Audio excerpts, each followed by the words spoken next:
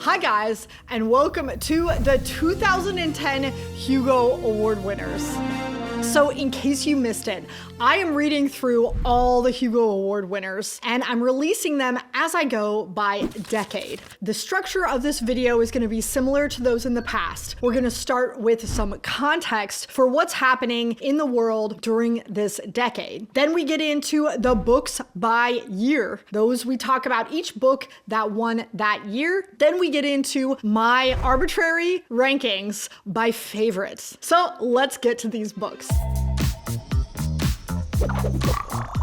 Let's start with some context. So what was happening in the 2010s? So you may think that this is a little bit more of a quiescent decade, and it kind of felt that way, but that resulted in some very interesting Hugo Award winners, as well as some interesting discoveries that were happening during this time. A lot of them I wasn't really aware of until way after they happened. So to begin with, to set the scene, the US is recovering from the 2008 housing market plummet. We also have the EU dealing with some major debt crisis. We have the Arab nations that are going through a lot of political revolution, and we have China, who is clawing its way up to a superpower, or at least it's trying. We also have a first time ever 50% mark for internet access around the world, which is the most it has ever been, which is really impressive. We also see LGBTQ rights becoming much more mainstream. Is that linked to the internet? I'm not sure. I mean, it's fine if that's who you are. Absolutely. I mean, I have many gay friends. My father's gay. We also see the social media phenomena of the hashtag #MeToo and the rise of cancel culture. We have Edward Snowden, who blew the whistle on some illegal surveillance practices going on in the NSA, as well as the golden era of the Redbox vending machine DVDs. I remember those. We also see streaming services take over for cable companies, and it seems like every major company has its own streaming service during this time. There are some major deaths this decade, including Neil Armstrong, the first man to walk on the moon, and Stephen Hawking, one of the premier physicists of our time. But it's not all bad. HIV is now treatable and preventable with the same medications. Winning.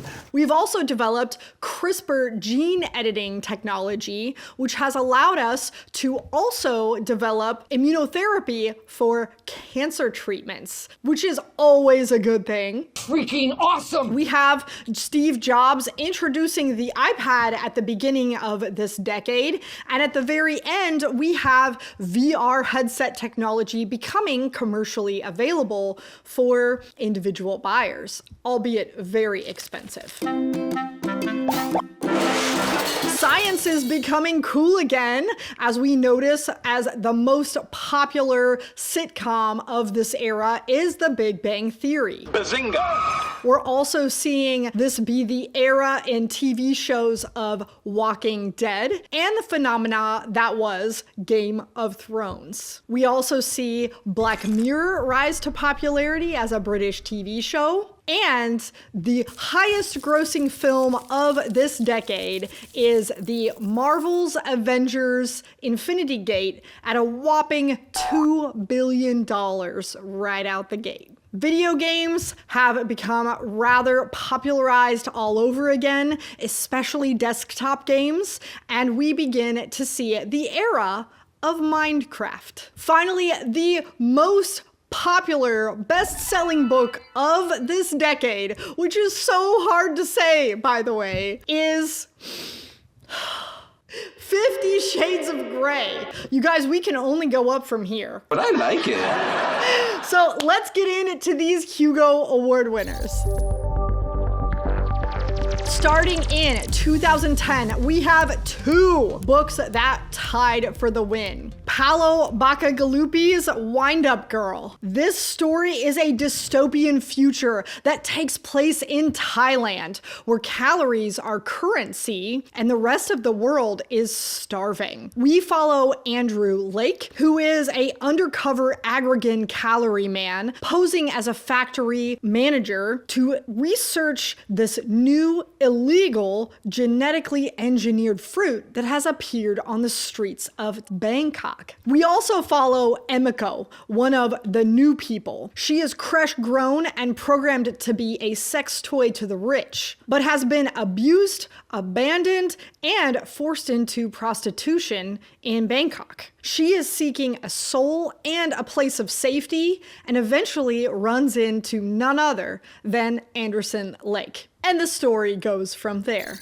Next, we have the other winner from 2010, The City in the City by China Mieville. This is a speculative fiction story that follows Inspector Borlu, who investigates a murder that rapidly spills over the border of one city into the other. It begins to reveal a more complicated case, right in the middle of more complicated relations between two cities that share a single physical location. This story deals a lot with identity, including cultural, social, and personal identity, as well as a conspiracy theory subplot. Then in 2011, we see Blackout and All Clear by Connie Willis. This is one story that takes place in 2 books and should be read back to back. This is the time-traveling Oxford historians from the future who study the past by going back in time and observing only. This time, the time-traveling historians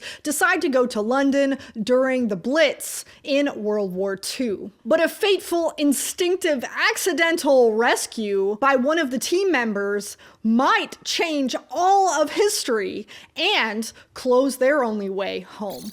Then in 2012, we have Among Others by Jo Walton. This story features a girl named Rowena who is raised by a half-crazed mother who is convinced that she has magical powers. Rowena is going through the loss of her twin sister, and she's seeking refuge in classical science fiction titles that we all know and love. In 2013, we have Red Shirts by John Scalzi. This is a satirical story that follows Ensign Dahl as he has been assigned a prestigious post aboard the ship Intrepid, until he realizes that the lowly Red Shirts never seem to survive away missions with the captain. And this story follows what happens on the lower decks when the captain isn't there. Then in 2014, we have Ancillary Justice by Ann Leckie. This story follows an AI soldier named Breck who will do anything to complete their quest and satiate their thirst for vengeance. They were once the starship Justice of Torin, a rat ship that helped conquer the entire galaxy. Then they were thrown into a much less capable brand new body and discarded. Now they're going to make those who are responsible pay by any means necessary. Someone is going to pay for this damage, and it's not going to be me. In 2015, we have The Three-Body Problem by Cixin Liu. This is the first of a trilogy that follows the story of how a series of events, including the Cultural Revolution in China in the 1960s, causes one woman to lose faith in humanity so abysmally that we cause a cataclysmic domino effect, leading to alien contact and the fate of the rest of humanity. In 2016, we have The Fifth Season by N.K. Jemisin. This is a post-apocalyptic sci fantasy that takes place in a world that has been destroyed by geologic and environmental disasters. Some people are born with the ability to control tectonic activity and earthquakes, but they are feared and they are killed on sight. This story follows 3 character perspectives as each character comes into her own identity and her own power in such a hostile world environment. The themes of this story are very heavy into motherhood and the different faces of love and relationships.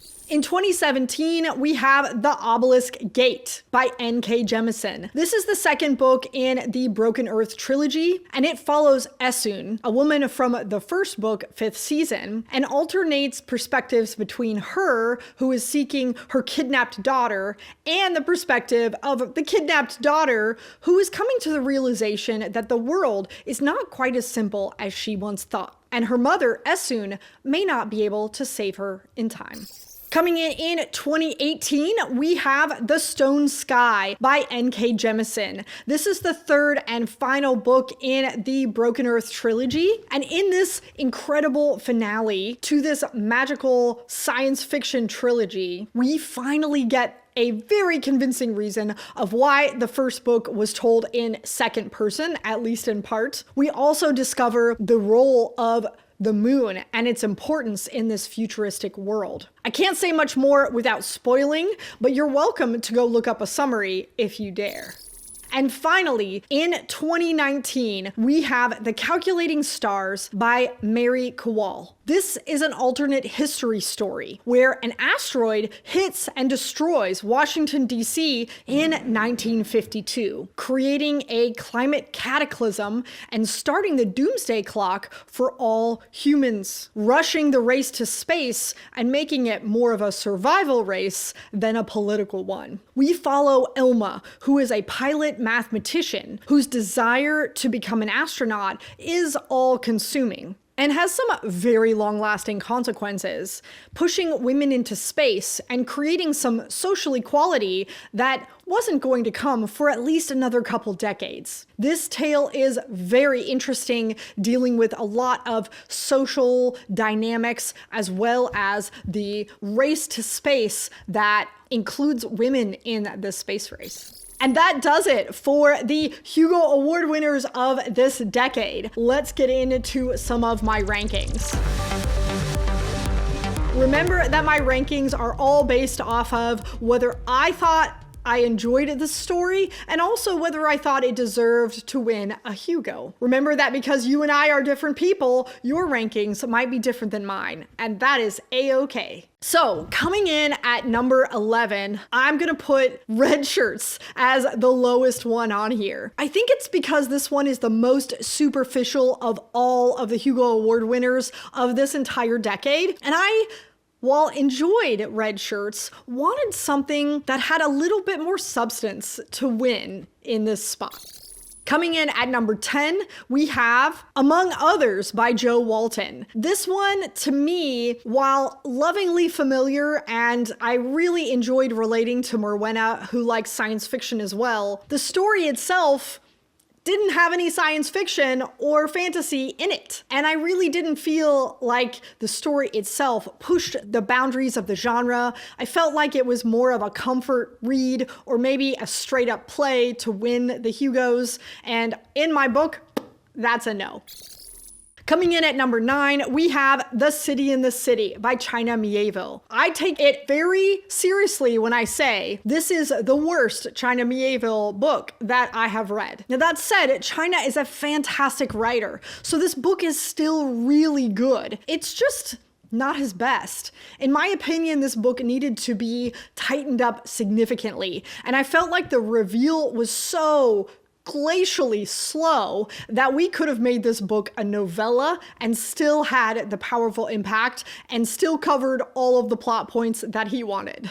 So in that case, I'm going to rank it a little bit lower.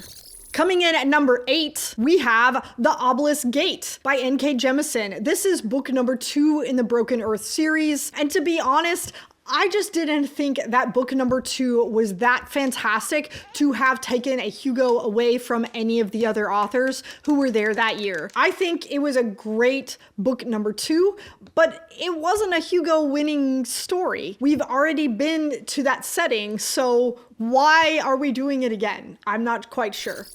Coming in at number 7, we have, in the same vein, The Stone Sky by N.K. Jemisin. Again, an incredible conclusion to this trilogy, one that I still think about. However, I just don't know that the whole series deserves a Hugo, and that's why it's a little bit lower on my list.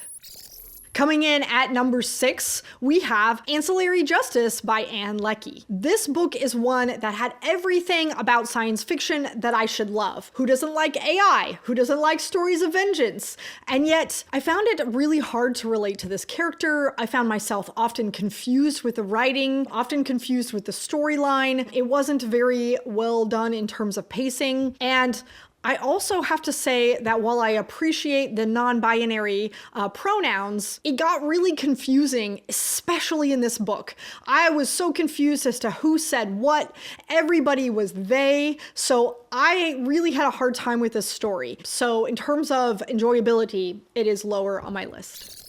Coming in at number 5, we have Blackout and All Clear by Connie Willis. This is a fantastic story. It was a fun alternate history, but let's be real, Connie Willis is a comfort read, and she's not really pushing the genre in these stories. While they're still fantastic and very fun, I still enjoyed them. I also just don't think they were as boundary pushing as I wanted, and I was really hoping for a lot more of a nuanced story than what we got. I mean, it took 2 books and we still only had about 1 subplot that maybe I missed something in these, but I just would have liked just a little bit more, in my opinion.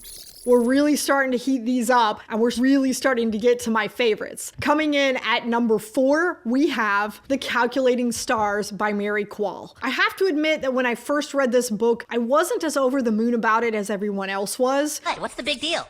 What's the big deal? But this story has grown on me over time, despite the fact that I have yet to reread this story. I think that I'm going to be giving this book series a second chance with books 2 and 3, because I think that the story is going to widen out. And that's really what I was looking for in this particular story. I wanted to see more scope. I wanted to see more big consequences, rather than it all about one woman and her husband and her quest to be a astronaut. I wanted to see what impacts this had on society and how society changed because of the things that we were experiencing in the bigger picture. I'm thinking that maybe I should give it a little bit more of a chance. This one definitely tried to do some boundary pushing items, and so I definitely give it kudos here. Coming in at number 3, we have The Wind-Up Girl by Paolo Bacigalupi. This one is an incredible, hard, sci-fi climate thriller story. I absolutely adored it. I read this story in college. I have not reread it, and I still remember details of this story. I thought the idea of calories as currency is an incredible one, and a great way to gut punch people into understanding how dire the circumstances really are in a climate catastrophe story. I also have to say, beyond some of these ideas, the characters stayed with me. There was some great character work in this story, and it is one that has really stood the test of time. I will always remember some very uncomfortable scenes that Emiko has to go through at the beginning of the story that really ended up making her story much stronger in the later aspects of the story. So I very much strongly recommend it. I had a great time with Wind-Up Girl. Coming in at number 2, we have The Three-Body Problem by Cixin Liu. This is the beginning of a trilogy that has captured the hearts and the minds of the entire science fiction community. I mean, the show just came out, people are still talking about this, and I'm going to be honest, I think this is one of those stories that's going to become a modern classic. So I really highly recommend it. It is such a impactful tale, despite the fact that it has terrible characterization, but what an incredible story and what long-lasting consequences. And that leaves my number 1 is, shockingly, The Fifth Season by N.K. Jemisin. To be honest, you guys, I still remember sitting in that chair over there and finishing the 5th season and just having that moment, that mic drop moment of that perfect last line. I cannot think of a single word, a single comma, a single plot point that I would change in all of that first story. I think it's a masterpiece. I really do. And it is my favorite of all of the 2010 Hugos.